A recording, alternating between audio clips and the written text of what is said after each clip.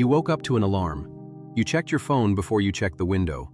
And somehow, before your feet even touched the floor, you were already behind. This is normal now. A full day, packed end to end, and the quiet feeling that it still wasn't enough. You probably assume this is just what being human costs. That work is the price of survival, and that your ancestors paid it harder than you ever will. But the real answer is far stranger. For most of human history, the people you came from worked less than you do. Not a little less, dramatically less. The hunter-gatherers who carried your exact biology across hundreds of thousands of years were not grinding from sunrise to collapse. They had time.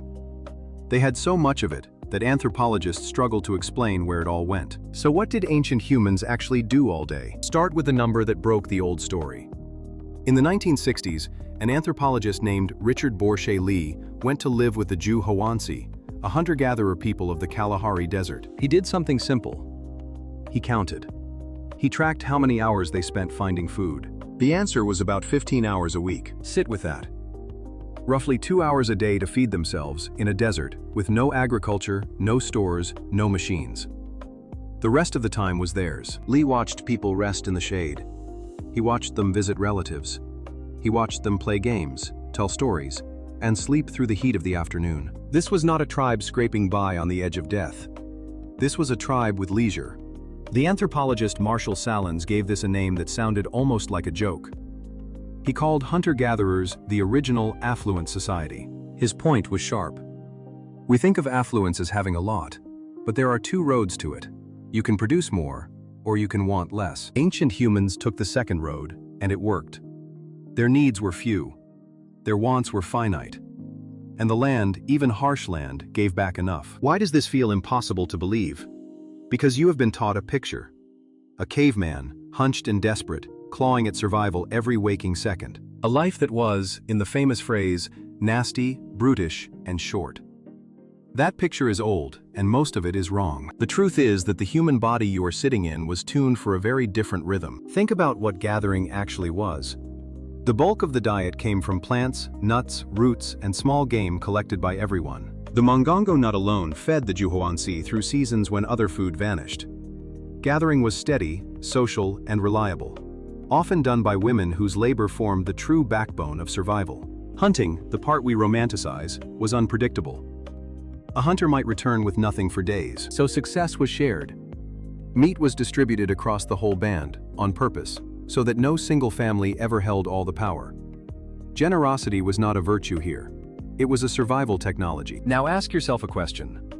If they only worked 15 hours, what filled the other waking hours of their lives? The answer is the part we have almost completely lost.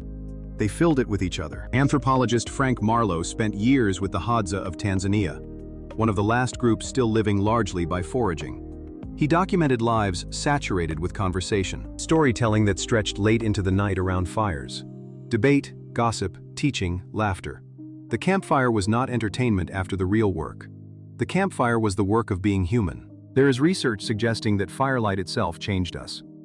During the day, talk among foragers tends to be practical. Land, animals, plans, complaints. But after dark, by the fire, the subject shifts.